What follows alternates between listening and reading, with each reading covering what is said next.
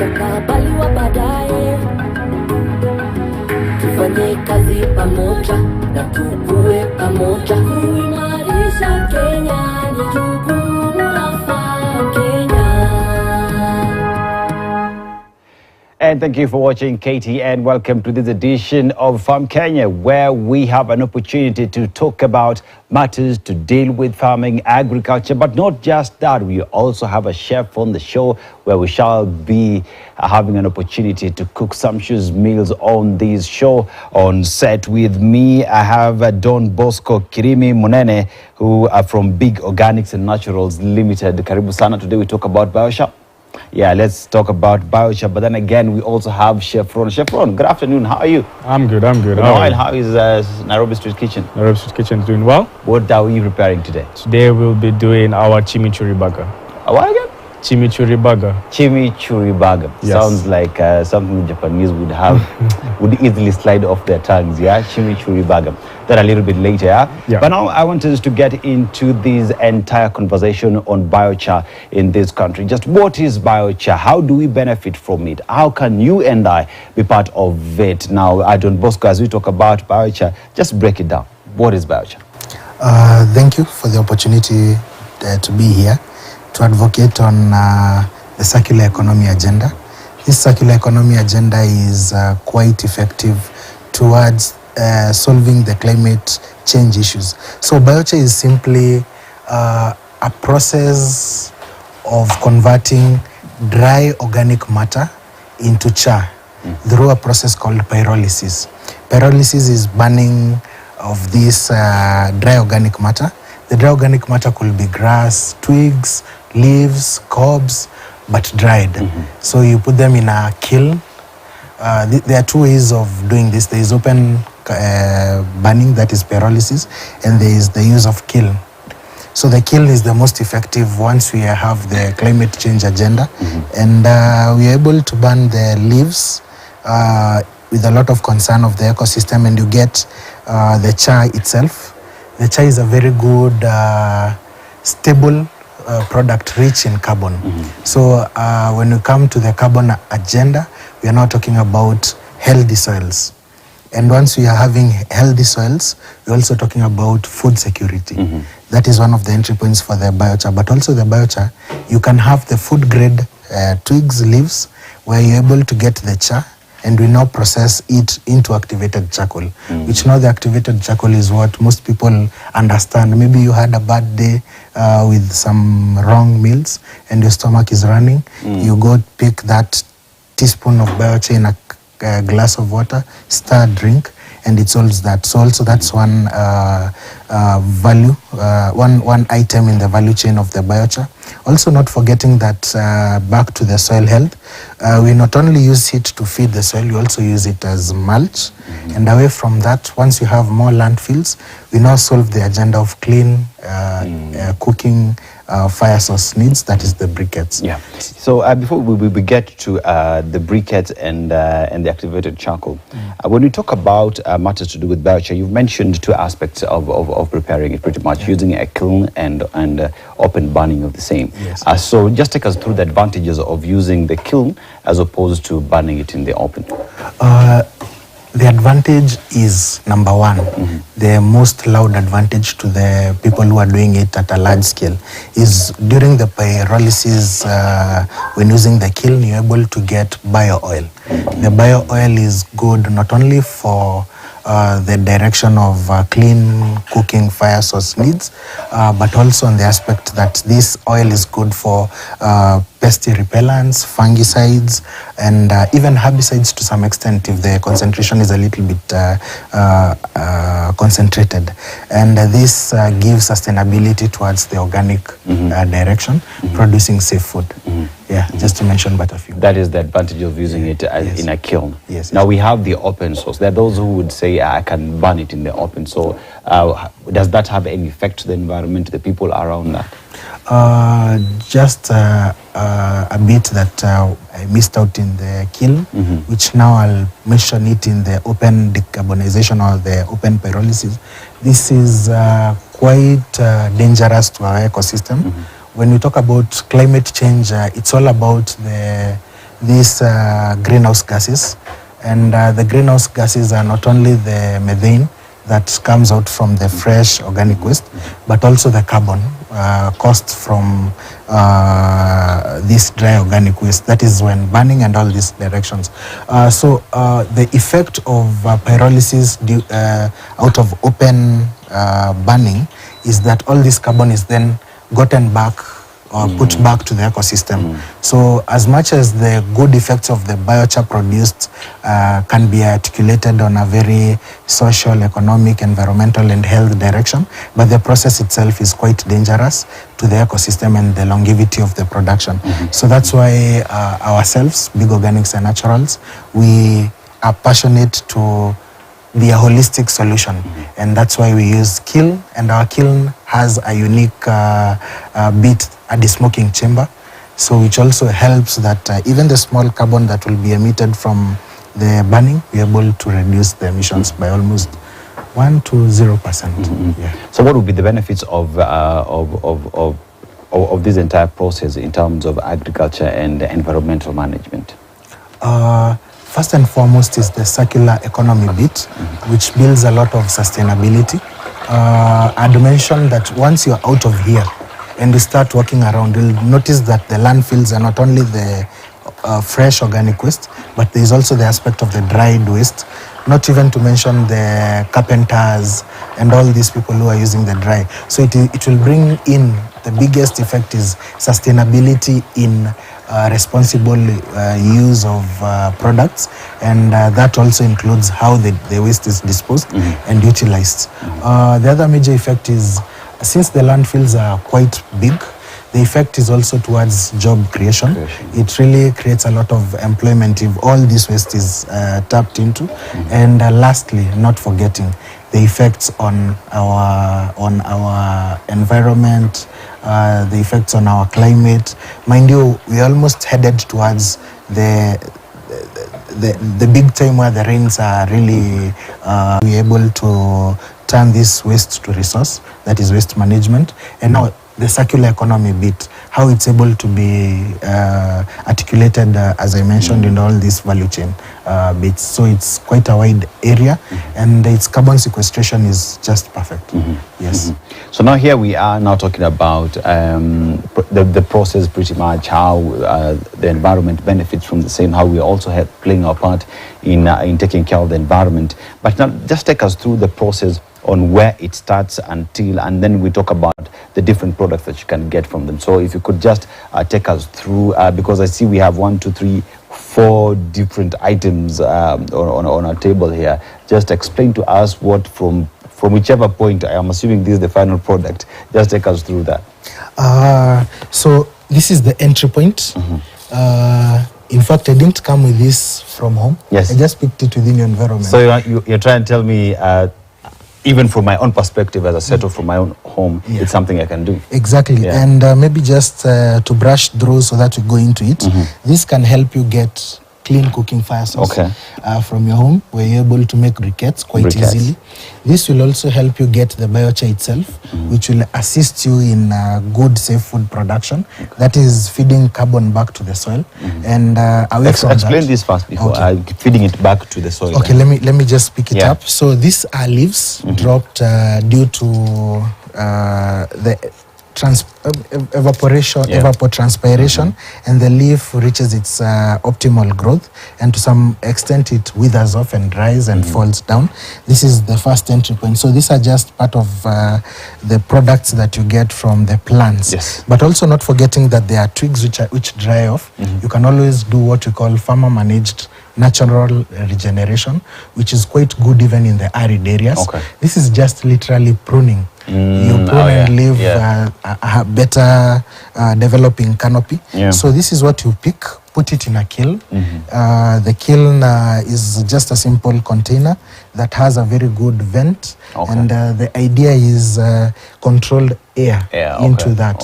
Now that the whole process is pyrolysis, but towards the vent, you have a small hole so that while the smoke wants to escape, the oil is able to be collected back. So within this process, you get biochar. This biochar, you get it within a very short period. This is about 20-30 minutes if the heap isn't quite big. But the physical appearance changes over time depending on the product you use. In case you're using leaves only, it's fine. If you're using twigs, it becomes more pieces are able to be seen. So this is the entry point. But now, if your stock of what you burnt is not food grade, that's when we get biochar for the soil. Biochar for the soil. Okay. So this is if it's not food grade. Yes. By food grade, what do you mean? The food grade is quite easy. You see, you can't pick the leaves from the ground and the twigs and burn them and give them to humans. This you need to be very careful that you pick up trees during your FMNR, that is farmer managed natural regeneration, or rather pruning, the good dried leaves which do not have any molds and all this. So that's what you pick, put it in a clean kiln, get the best quality of that, and now that opens up to the other process of activated charcoal. I believe that's quite another. So activated charcoal is a process where we see toothpaste having charcoal in it, face masks and all this. Yes. So it's quite a complicated process, but I'll try to brush it over. I hope we have it maybe as just one set. So this is where you take this activated charcoal, you put in some medium or an additive. The additive enables the biocharcoal to become more stable for human use, and it opens it up to a point that the human can be able to articulate it better and control so much of the microbial. I hear it is also good for our teeth. Yes, it's great for our teeth. It's black but makes them white. Yes, exactly. In fact, I had a friend last week. We were in some activity in the Dab, and we were looking for toothpaste. And when we met, she told me, "Here's charcoal." People were shocked, but I felt at home. She was doing it the sustainable way, how it meets the health needs. As we've had, there are some bits where the normal toothpaste has some issues with so much fluoride and all this. So this is more sustainable. And then we come to the third. Yes. So away from the food grade, now we get the normal agricultural use. So this biochar can be used while planting your crop. You would pick this biochar, mix it with manure in equal ratios or whatever suitable. 1:1, 1:2. And this mix you're able to put it as your potting mix for where you're planting your tree. So this is what you mix with your mulch, with your soil and all that. Exactly. But now the advantage about in fact, when you have a lot of this, you don't need any other mulch. The advantage about the physical appearance of the biochar, when you look at it in the microscope, it looks like the honeycomb house. So what happens is any nutrients that get into it are not easily leached. So it's like a sustainable way of keeping your mbolea, all this manure, all these nutrients within one space. So away from that, where the crop grows, you can even put it as just a small film to assist in the evaporation of water from the soil. So that is one entry point. The other entry point is we take this and we also make a good mix. This is our Big Organics briquette mix. This is a briquette mix. Yes, our unique briquette mix that gives us this quality firm briquettes that even if you press, it doesn't break. So I guess this has your secret ingredient. Syria Biochar. But in our previous sometimes back, we had a show where we showed basically how to make it. But the advantage about this one, I'd even show, is with even one hand, you're able to articulate how the briquette is easy to be made. So you can make it at home just by having this. And now within maybe 1-2 days of drying, you have your maca. You have your maca. Yeah, your eco-friendly maca. So now here's a question where we already have our mixture. Then we have our briquettes, right? And someone would argue, now we have our briquettes that are here that you can use for burning. So why would I go for this if I can still get my maca? Is the big question out there. This is great, a very good question. First and foremost, these briquettes burn for almost 6 hours, averagely 5 hours. So they burn longer. The other thing is the charcoals, you're cutting down trees so that you get charcoal. Here, the only maximum thing you can do by via cutting is pruning, the FMNR, Okay. where you're now managing your canopies of the trees while still getting all this organic matter or biomass that can be converted to the biochar, then the briquettes. Away from that, it's cost friendly. If you look at the aspect of how long it burns, how much it cooks, and the amount you used on the same. So I'd talk about this being the most sustainable solution to clean fire source needs. Yes. Yes, yes. Yeah, that's it. So now here's a question where we have our charcoal, we have our activated charcoal as well, we have our briquettes here. So what are some of the challenges that you face as Don Bosco? First and foremost is on waste collection. Before you get into good terms that are able to assist the ecosystem or assist our fellow people within the environment, it's quite tricky with all the regulations that are needed. But once you're over that, it gets easier to collect them. The other big challenge we face on our end is the transport. Our production area is quite far back in Machakos, and the roads infrastructure is quite wanting more so this period of this rainy period. The other challenge I'd mention is the aspect of upscaling. There are people who need these products, the biochar, activated charcoal, and the briquettes, but linking towards that customer who has that sustainable demand is quite a thing. But just like any other business, unahitaji kujituma. So on this aspect, one needs kujituma. The other aspect is also on the bit of the production. If you do not have good labor within your area, it's quite wanting. But currently, with how much the youths are really embracing these innovations, the labor is now not the issue. The issue is how much the people can realize this. And then the banger of it all, of the challenges, is the fact that there is so much large-scale demand that many people do not know of. That is for the biochar, for the briquettes, for the activated charcoal. But this is now in the large quantities. So I'd say if more awareness is created, like what you're doing, what you've been continually doing, it would really give in a very positive effect. And as part of the principles that govern us is one principle by one Bill Mollison, the father of permaculture. The problem is the solution. So within the problems, we quite try as big organics to look for the solutions within the problems. Yes. Now you've mentioned all those, but now here is a question where this is new technology in the market right now.